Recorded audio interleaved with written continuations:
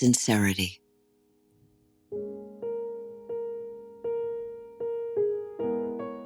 What do you want? I want sincerity. Meditate on the cry of a hungry child.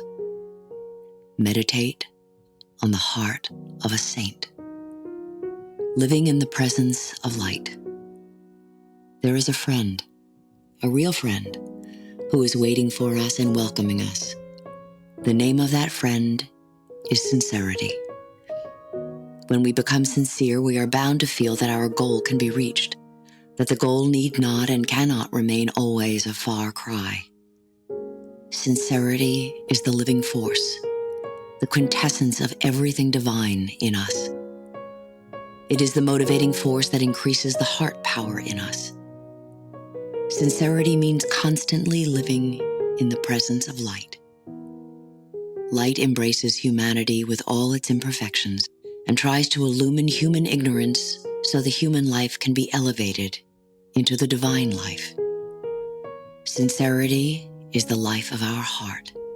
If we have sincerity, then we have to know that we are already marching towards our destined goal. Sincerity is our safeguard. At each moment, a sincere seeker is running towards his destined goal, either consciously or unconsciously.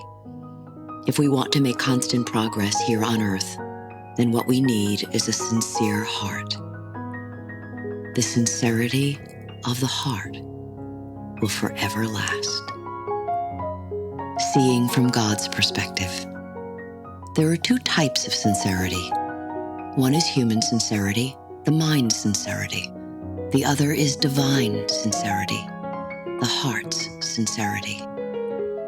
Human sincerity comes from the most developed member of the human family, the mind. The mind tells us that this is sincerity, that is insincerity. The mind inspires or commands us to say the right thing, the sincere thing. But there is also something called the heart's sincerity, which is a different matter. The heart's sincerity is oneness with the will of the Supreme. Sometimes the mind is sincere, but only when the mind can gain some profit or benefit from sincerity. Sometimes the mind is sincere because it feels an inner compulsion. It feels inwardly obliged. But in the heart's sincerity, there is an inner, special purpose that the human mind cannot fathom. If you are spiritual, you will be ready eventually to unite your will with the Supreme's will. That is the kind of sincerity we are aiming at. In the outer world, telling the truth is the highest form of sincerity. In the inner world, sincerity is seeing the truth through God's eye and feeling the truth through God's heart. This is inner sincerity. Let us feel that we have grown into inner sincerity. Let us become inner sincerity. Sincerity is to discover the truth in its own way. The heart vessel. We always know whether we are sincere or not. Sincerity is not something that we have to be taught. It comes from deep within. When an idea or feeling comes to the fore from the innermost recesses of our heart, we are bound to be sincere. But very often the idea comes from the mind, which is constantly negating itself. This moment we think that the idea is true and we fight for it. But the next moment, we discover that it is absolutely false. If our focus of concentration is in the heart and not in the mind, then what comes to the fore will be all sincerity. Inside the heart is the soul, and what comes from the soul cannot be anything but a flood of sincerity. More than that, it is also a flood of spirituality. Through the heart, the soul speaks most powerfully and convincingly. If we spend more time in our heart than in our mind, then we are bound to know what sincerity is. Inside our heart, we have an inner vessel, and this vessel is every day filled by God's purity. There we can grow. When our existence grows there, then we will see that we are collecting a bumper crop of sincerity every day. Sincerity is heart, the plant. Sincerity is life, the tree. The sincerity magnet. In the inner life, if there is no sincerity, nothing can be achieved. And to whom are you being sincere? You are being sincere to yourself. You have a higher reality and you have a lower reality. When you become sincere, immediately you pull your lower reality up to your higher reality. Just like a magnet, your higher reality pulls up your lower reality so that it can take shelter in the higher reality. By consciously seeing the sincerity in someone else, our own inner sincerity will come to the fore. Our inner being will try to communicate with the sincerity of that particular person. And then, like a magnet, it will draw sincerity either from that person or from the source from which all sincerity comes. Our good qualities will act like a magnet, and others will bring their good qualities right in front of us. A baby's cry. When you repeat, "I want to be sincere, I want to be sincere," this does not mean that all the insincere actions that you did yesterday must come forward. Use the positive approach by repeating, "I want to be sincere, I want to be sincere," and offer your sincerity to the Supreme.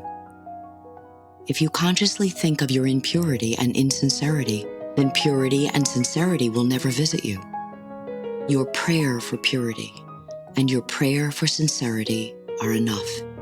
Your prayer is bringing down light, and that light will enter into you and illumine you. When you feel you are wanting in sincerity, try to imagine right in front of you a baby crying pitifully for its mother's attention. The cry of a baby is absolutely sincere. Try to identify with the sincere cry the child has. If you can identify with the child's cry, with its helplessness, then sincerity will automatically dawn. Each sincerity cry will eventually become a perfect satisfaction smile. Sincerity's unparalleled joy. Please try to remember the consequences of insincerity in your life. If you told a lie and were caught red-handed, then naturally you were embarrassed. You felt miserable. Anything that you did wrong in the past will have unfortunate consequences. Again, anything good, anything divine that you have done will have good consequences. The joy that we get by being sincere is unparalleled. We have to give due value to sincerity. Only if we value sincerity and give due importance to sincerity will we be able to increase our sincerity. If we see that somebody is sincere, we may say, "I can also become sincere." But there is a great difference between saying, "I can," and saying, "I have become." Others do many things that we feel we can also do. We feel that it is only a matter of giving ourselves a chance. But we have to prove that we can do these things. You can become more sincere just by feeling that sincerity gives you tremendous joy.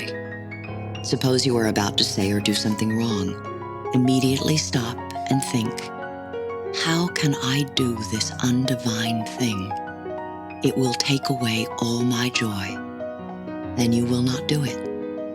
You will find that by abstaining from some undivine activities, you are getting infinitely more joy than if you had allowed yourself to do something undivine.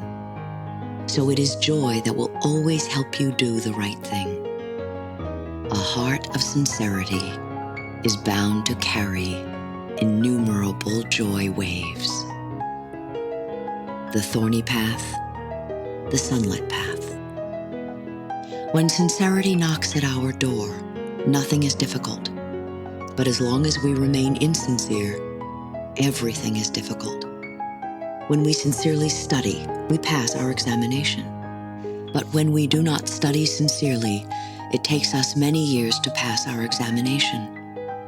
Sincerity travels along the straight path, the short path, and the sunlit path, whereas the path of insincerity is dark, full of thorns, and without beginning or end. It is only through your prayers that you can increase your sincerity and all other divine qualities. If you need peace, you have to pray for peace.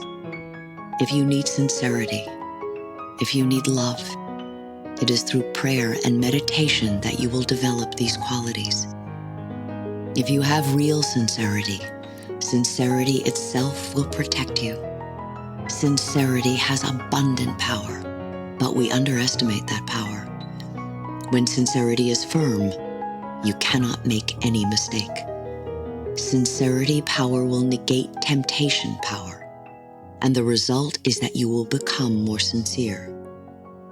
But when you do make a mistake, you should always try again. If you really have sincerity,